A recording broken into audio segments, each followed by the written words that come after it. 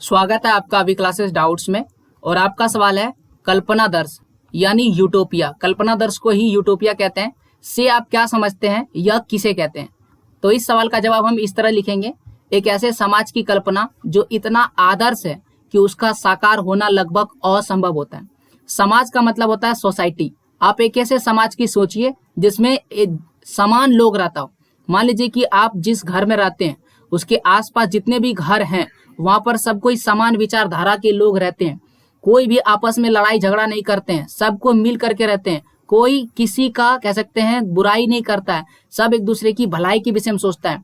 तो ये क्या हो गया, ये एक ऐसा समाज हो गया जो बहुत ज्यादा आदर्श हो गया, जो संभव ही नहीं है।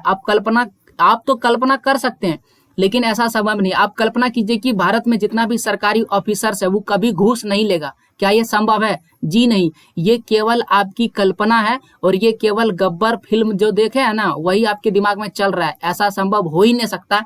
यानी कि ये क्या है, असंभव है। और ऐसे समाज को ही हम क्या बोलते हैं, कल्पनादर्श कहते हैं। और इतिहास में इसी तरह के समाज की कल्पना की जा रही थी जो बिल्कुल ही साकार नहीं हो पाया। और अंततः इतिहास में बहुत सारी घटनाएं हुई, बहुत सारे युद्ध हुए और एकीकरण की घटनाएं हुई। तो इसी तरह से हम इसे बोलते हैं कल्पनादर्श।